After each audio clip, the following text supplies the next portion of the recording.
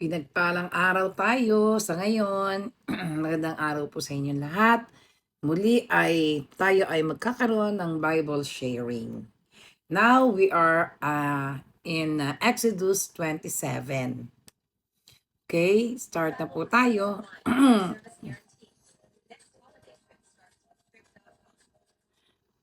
Nawa, hipuin tayo ng ating Panginoon mula ulo hanggang talampakan upang bigyan niya tayo ng sapat na pangunawa sa banal niyang mensahe sa atin. Okay?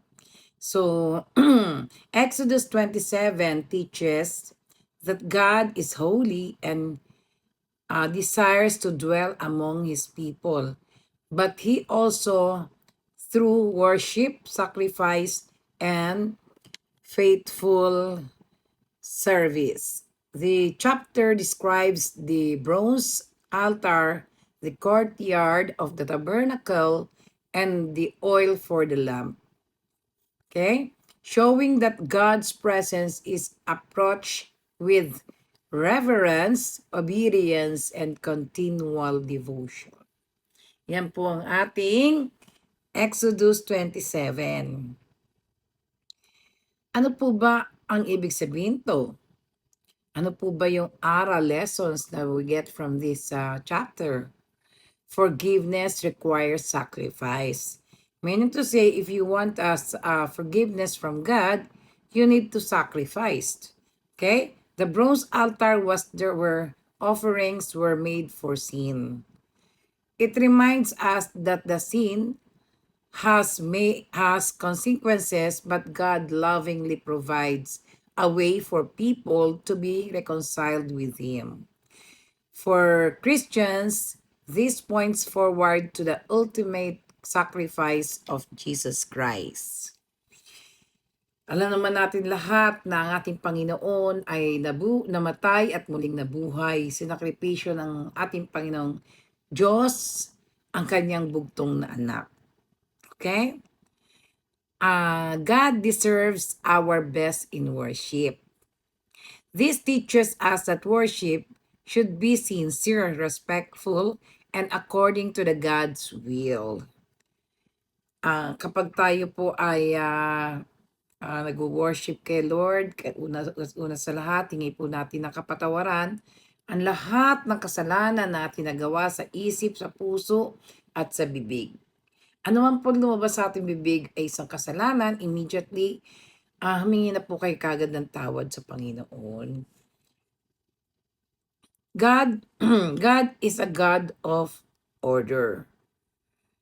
The careful instruction for building the altar and courtyard revealed that God values order, excellence, and obedience.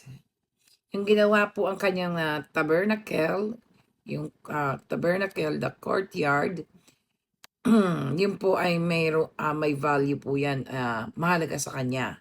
So,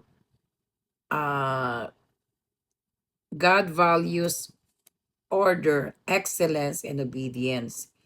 Kaya iningatan po ang paglalagay ng courtyard at ng tabernacle at yung lamp at yung altar. Talaga po nga maingat na maingat. At yun po ay dinidikta or sinasabi ng Panginoon kung paano po ang gagawin. Let God's light shine continually. This reminds us to keep our faith alive through prayer, reading God's word, and obedience so that we can be light to others.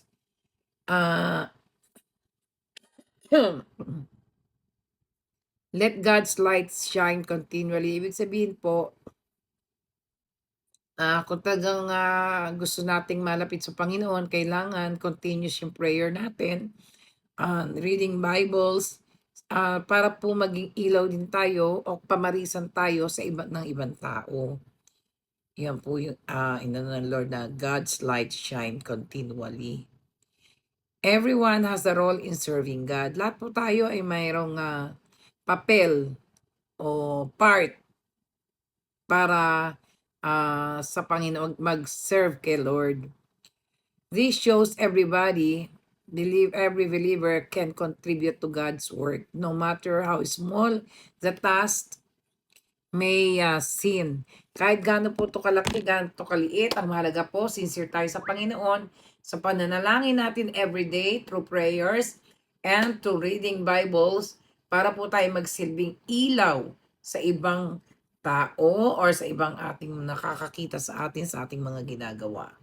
Yan po ang nilalaman ng ating Exodus 27. To God be the glory.